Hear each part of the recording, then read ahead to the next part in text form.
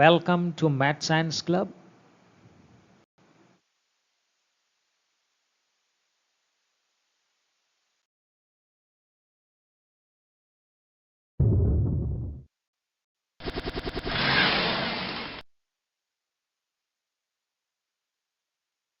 ધોરણ 10 વિષય વિજ્ઞાન ચેપ્ટર નંબર 1 રાસાયણિક પ્રક્રિયાઓ અને સમીકરણો એનો ભાગ 2.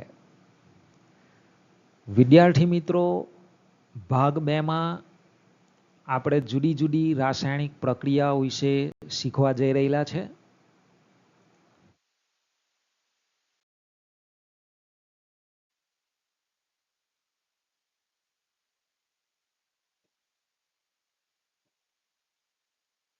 તો સૌપ્રથમ આપણા રોજિંદા જીવનમાં આપણને જોવા મળતી અથવા તો થતી કેટલીક રાસાયણિક પ્રક્રિયાઓના ઉદાહરણો આપણે જોઈશું. તો આપણો અનુભવ છે કે ઉનાળામાં ઓરડાના તાપમાને મૂકેલ દૂધ જલ્દી બગડી જાય છે, જેને આપણે કહીએ છીએ કે ગરમીમાં જો દૂધને બહાર રાખવામાં આવે તો તે ફાટી જાય છે. તો આ એક પ્રકારની રાસાયણિક પ્રક્રિયા છે. ત્યાર પછી બીજું ઉદાહરણ છે લોખંડની વસ્તુઓ જેવી કે તવા, તપેલા, ખીલાને ભેજવાળી હવામાં મૂકતા તેને કાટ લાગે છે. ખાસ કરીને ચોમાસાની સિઝનમાં આપણને આ અનુભવ જોવા મળે છે. તો લોખંડની વસ્તુ પર અથવા તો ધાતુને કાટ લાગવો એ પણ એક પ્રકારની રાસાયણિક પ્રક્રિયા છે. ત્યાર પછી ત્રીજું ઉદાહરણ છે દ્રાક્ષનું આઠવણ થવું. ચોથું ઉદાહરણ છે ખોરાકનું રંધાવું. વિદ્યાર્થી મિત્રો, આ આપણા રોજબરોજના જીવન સાથે ગાઢ રીતે સંકળાયેલી બાબત છે, ખોરાકનું રંધાવું. તો આપણે જે ખોરાક રાંધીએ છીએ એ પણ એક પ્રકારની રાસાયણિક પ્રક્રિયા છે. ત્યાર પછીનું ઉદાહરણ છે શરીરમાં ખોરાકનું પાચન થવું. આપણે ખોરાક ખાઈએ છીએ અને ખોરાકનું આપણા શરીરમાં પાચન થાય છે, તો એ પણ એક પ્રકારની રાસાયણિક પ્રક્રિયા છે. શ્વાસોચ્છ્વાસ દરમિયાન થતી ક્રિયા એટલે કે શ્વસન ક્રિયા એ પણ એક પ્રકારની રાસાયણિક પ્રક્રિયા છે.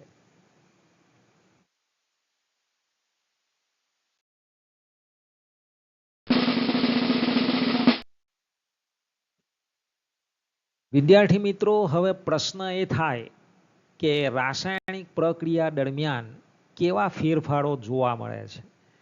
એટલે કે આપણને જોઈને શી રીતે ખબર પડે કે આ રાસાયણિક પ્રક્રિયા થઈ રહેલી છે. તો મિત્રો, અહીં જે 4 મુદ્દાઓ આપ્યા છે એમાંથી આપણને ઓછામાં ઓછો એક ફેરફાર જોવા મળે તો સમજી જવું કે ત્યાં કોઈ પણ રાસાયણિક પ્રક્રિયા થઈ રહેલી છે. જેમાંનો પહેલો મુદ્દો છે, પહેલો ફેરફાર છે પદાર્થની ભૌતિક અવસ્થા બદલાય છે. ભૌતિક અવસ્થા એટલે કે જો પદાર્થ ઘન સ્વરૂપમાં હોય તો એ પ્રવાહી સ્વરૂપમાં થઈ જાય છે, પ્રવાહીમાં હોય તો વાયુમાં થઈ જાય છે, વાયુ અવસ્થામાં હોય તો ઘન અવસ્થામાં વગેરે. ત્યાર પછીનો બીજો ફેરફાર છે પદાર્થમાં રંગ પરિવર્તન જોવા મળે છે.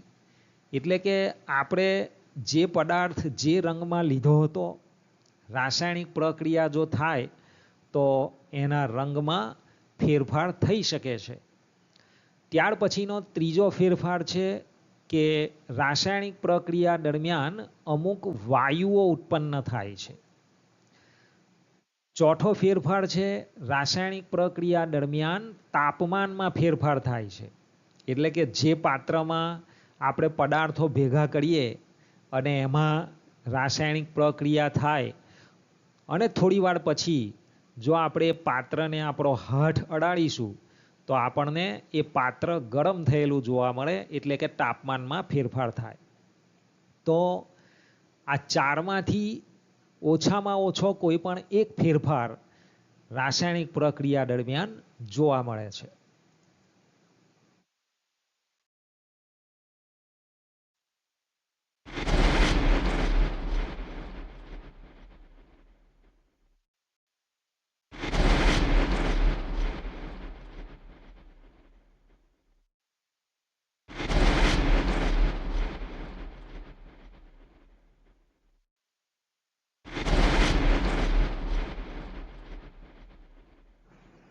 તો વિદ્યાર્થી મિત્રો, તમારી સ્ક્રીન પર તમે મુખ્ય 3 પ્રકારની જુદી જુદી રાસાયણિક પ્રક્રિયાઓ જોઈ શકો છો, જેમાંનો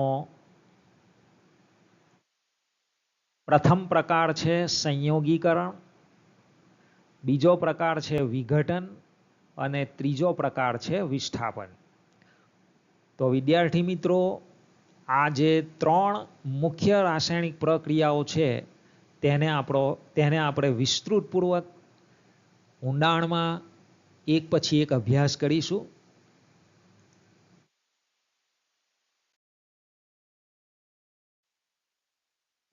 તો પહેલી રાસાયણિક પ્રક્રિયા છે સંયોગીકરણ પ્રક્રિયા, અથવા તો એને સંયોજન પ્રતિક્રિયા તરીકે પણ ઓળખવામાં આવે છે.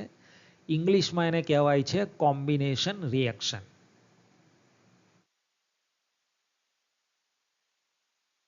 તો સૌપ્રથમ સંયોગીકરણ પ્રક્રિયા શું છે, એટલે કે એની વ્યાખ્યા શું છે, કેવી રાસાયણિક પ્રક્રિયાને સંયોગીકરણની પ્રક્રિયા તરીકે ઓળખવામાં આવે.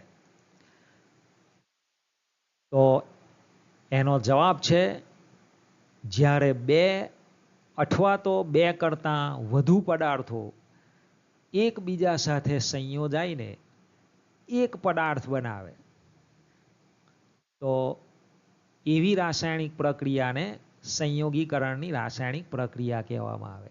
આ જ વ્યાખ્યાને જુદી રીતે જો આપણે આપવી હોય તો 2 કે 2 કરતાં વધુ પ્રક્રિયકો ભેગા થઈને એક જ નિપજ બનાવે, તો તે રાસાયણિક પ્રક્રિયાને સંયોગીકરણની રાસાયણિક પ્રક્રિયા તરીકે ઓળખવામાં આવે છે.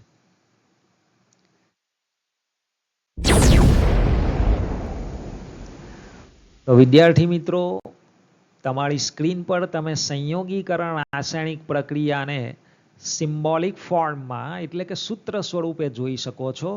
અહીં A એક પદાર્થ છે, B એક પદાર્થ છે, અને A વત્તા B એટલે કે આ 2 પદાર્થો વચ્ચે રાસાયણિક પ્રક્રિયા થાય છે, એટલે કે આ પ્રક્રિયકો છે, અને એનાથી એક સિંગલ પદાર્થ AB બને છે.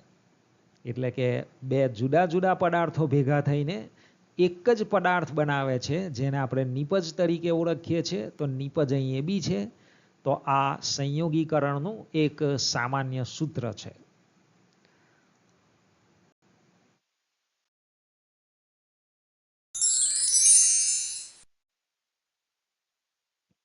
તો વિદ્યાર્થી મિત્રો, અહીં આપણને સંયોગીકરણની પ્રક્રિયા સમજાવતો એક પ્રયોગ આપણે શીખવાના છે, જેનું એનિમેશન તમે જોઈ શકો છો. તો આ કાચનું બીકર છે. બીકરમાં આ કેલ્શિયમ ઓક્સાઇડ, જેને સામાન્ય ભાષામાં કળી ચૂનો કહેવામાં આવે છે, એ લીધેલો છે. અને એ બીકરમાં હવે ધીરે ધીરે પાણી નાખવાનું છે. તો કળી ચૂનો એટલે કે કેલ્શિયમ ઓક્સાઇડ અને પાણી વચ્ચે રાસાયણિક પ્રક્રિયા થઈને કેલ્શિયમ હાઇડ્રોક્સાઇડ, જેને સામાન્ય ભાષામાં ફોડેલો ચૂનો અથવા તો ચૂનાનું પાણી તરીકે ઓળખવામાં આવે છે, તે બને છે. તો પ્રયોગની પદ્ધતિ છે, એક બીકરમાં કળી ચૂનો લો, એટલે કે કેલ્શિયમ ઓક્સાઇડ લો, તેમાં ધીમે ધીમે પાણી રેડો,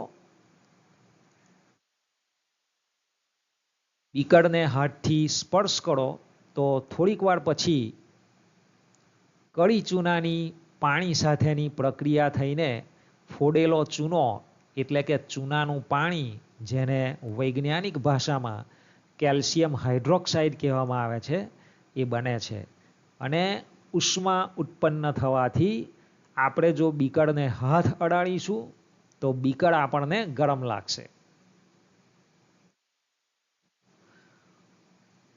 આ ફોડેલો ચૂનો જે છે, એટલે કે આ ચૂનાનું પાણી જે આપણે તૈયાર કર્યું છે, જેને કેલ્શિયમ હાઇડ્રોક્સાઇડ તરીકે ઓળખવામાં આવે છે, તે દિવાલો પર લગાવવા માટે ઉપયોગી છે.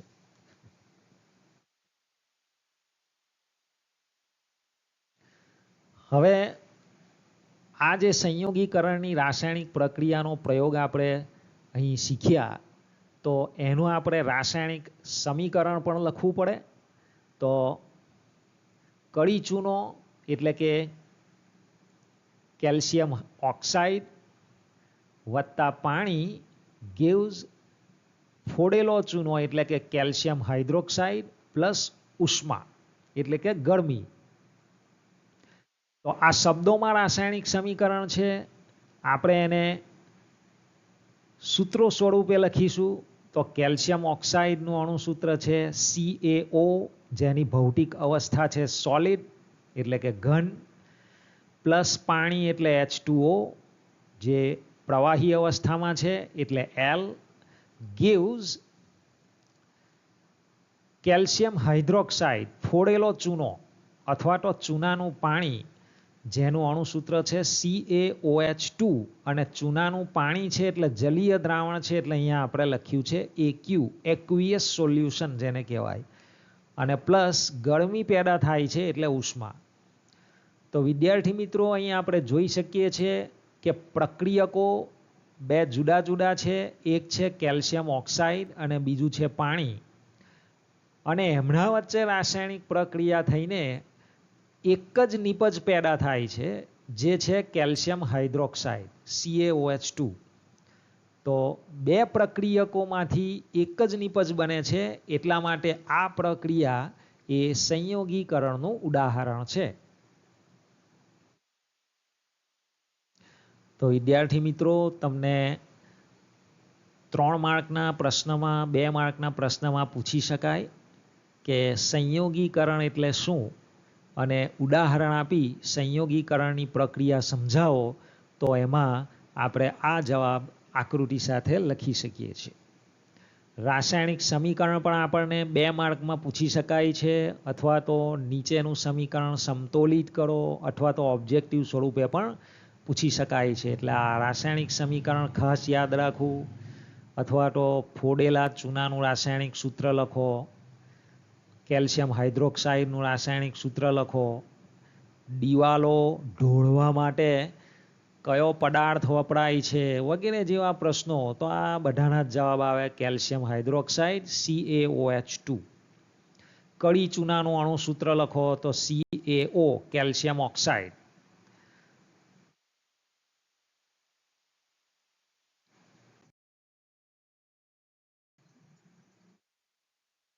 હવે આપણે સંયોગીકરણની પ્રક્રિયાના બીજા અન્ય ઉદાહરણોનો અભ્યાસ કરીશું. તો પહેલું ઉદાહરણ છે પાણીનું નિર્માણ. એટલે કે હાઇડ્રોજન વાયુ અને ઓક્સિજન વાયુ વચ્ચે પ્રક્રિયા થઈને પાણી બને છે. તો હાઇડ્રોજન પ્લસ ઓક્સિજન gives પાણી, જેને આપણે હવે સૂત્ર સ્વરૂપે આ સમીકરણ લખીશું. હાઇડ્રોજન વાયુ એટલે H2 gas G, plus oxygen વાયુ એટલે O2 G gives પાણી H2O લિક્વિડ એટલે કે પ્રવાહી સ્વરૂપમાં.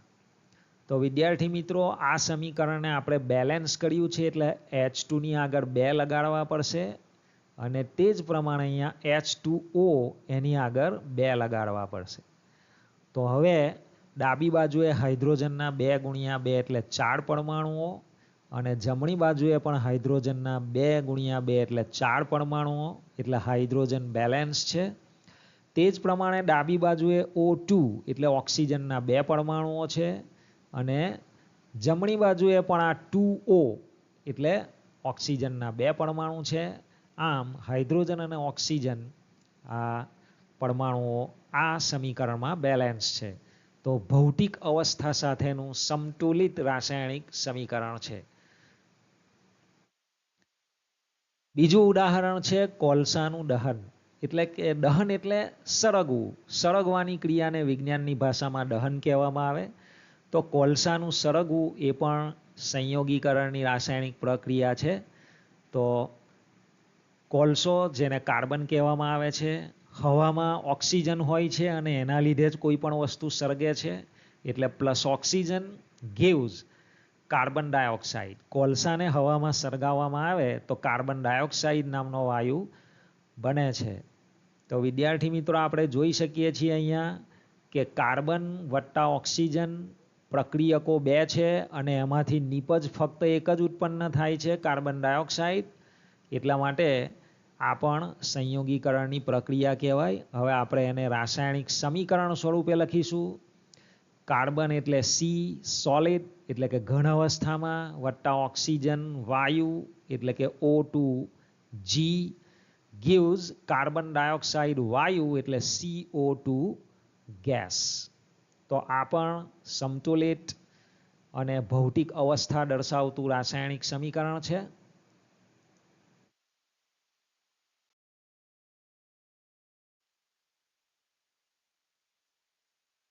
વિદ્યાર્થી મિત્રો, આ સંયોગીકરણ પ્રક્રિયાના આપણે જેટલા પણ ઉદાહરણ અહીંયા શીખ્યા છે એ તમામમાં આપણે જોયું કે દરેકમાં પ્રક્રિયા જ્યારે થાય છે ત્યારે ઉષ્મા ઉર્જા એટલે કે ગરમી પેદા થાય છે. તો વિદ્યાર્થી મિત્રો, આ પણ એક પ્રકારની રાસાયણિક પ્રક્રિયા છે અને જેનું નામ તમે તમારી સ્ક્રીન પર જોઈ શકો છો. જી હા, તેને ઉષ્માક્ષેપક પ્રક્રિયા ઇંગ્લિશમાં એક્સોથેર્મિક રિએક્શન તરીકે ઓળખવામાં આવે છે. તો હવે આપણે વ્યવસ્થિત એની વ્યાખ્યા જોઈશું કે ઉષ્માક્ષેપક પ્રક્રિયા એટલે શું. તો જે રાસાયણિક પ્રક્રિયામાં નિપજની સાથે ઉષ્મા મુક્ત થતી હોય તો તેવી પ્રક્રિયાને ઉષ્માક્ષેપક રાસાયણિક પ્રક્રિયા કહે છે. તો અગાઉની સ્લાઇડોમાં જેટલી પણ રાસાયણિક પ્રક્રિયાઓનો આપણે અભ્યાસ કર્યો એ તમામમાં નિપજની સાથે સાથે ઉષ્મા એટલે કે ગરમી પણ પેદા થાય છે. એટલા માટે એ દરેક રાસાયણિક પ્રક્રિયા એ ઉષ્માક્ષેપક રાસાયણિક પ્રક્રિયા તરીકે પણ ઓળખાય. આપણે બીજા અન્ય ઉદાહરણો ઉષ્માક્ષેપક પ્રક્રિયાના જોઈએ તો લાકડું, કોલ અને પેટ્રોલિયમ જેવા ઈંધણ એટલે બળતણનું દહન એટલે કે એને સળગાવવામાં આવે. કોઈ પણ બળતણ સળગાવીએ તો એ ઉષ્માક્ષેપક પ્રક્રિયા છે, કારણ કે એમાંથી આપણને ગરમી મળતી હોય છે. ત્યાર પછીનું ઉદાહરણ છે કુદરતી વાયુનું દહન. કુદરતી વાયુ નેચરલ ગેસ મીન્સ મિથેન. તો વિદ્યાર્થી મિત્રો, એનું પણ આપણે રાસાયણિક સમીકરણ જોઈશું, કારણ કે પરીક્ષામાં તમને પૂછી શકાય. તો મિથેન CH4 જે વાયુ સ્વરૂપમાં છે એટલે અહીંયા જી લખેલો છે. આ કુદરતી વાયુ છે. આપણે એને હવામાં સળગાવીએ એટલે O2 ગેસ. તો આ બે વચ્ચે રાસાયણિક પ્રક્રિયા થશે અને gives કાર્બન ડાયોક્સાઇડ વાયુ CO2G એ નિપજ તરીકે બનશે, પ્લસ બીજી નિપજ છે H2OG એટલે કે પાણીની વરાળ પ્લસ ઉષ્મા. તો વિદ્યાર્થી મિત્રો, અહીં ઉષ્મા પેદા થાય છે, ગરમી પણ પેદા થાય છે. એટલા માટે કુદરતી વાયુનું દહન એ ઉષ્માક્ષેપક પ્રક્રિયા કહેવાય. સમીકરણને બેલેન્સ કરવા માટે અહીંયા O2ની પહેલાં ડાબી બાજુએ 2 લખવા પડશે અને જમણી બાજુએ H2Oની પહેલાં 2 લખવા પડશે. તો હવે આ આપણું સમીકરણ બેલેન્સ એટલે કે સમતોલિત છે, ભૌતિક અવસ્થાઓ દર્શાવતું રાસાયણિક સમીકરણ છે.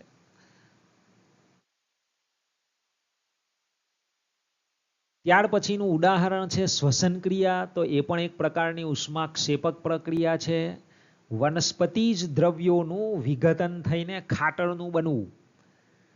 એટલે કે આપણે વનસ્પતિના વેસ્ટેજ, શાકભાજીની છાલ છે, ખળેલા પાંદડા છે, વનસ્પતિના ડાળખાઓ છે, આ બધું જમીન પર પડે અને એનું વિઘટન થાય એટલે કે કોહવાય અને એમાંથી જે ખાતર તૈયાર થાય છે, તો આમાં પણ ઉષ્મા ઉર્જા ઉત્પન્ન થતી હોય છે. એટલા માટે આ પણ એક પ્રકારની ઉષ્માક્ષેપક પ્રક્રિયા છે.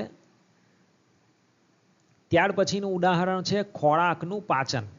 આપણે ખોરાક ખાઈએ છીએ, આપણા શરીરમાં એનું પાચન થાય છે. તો સાથે સાથે ઉષ્મા એટલે કે ગરમી પણ પેદા થતી હોય છે અને એટલા માટે ખોરાકનું પાચન એ એક પ્રકારની ઉષ્માક્ષેપક પ્રક્રિયા કહેવાય છે.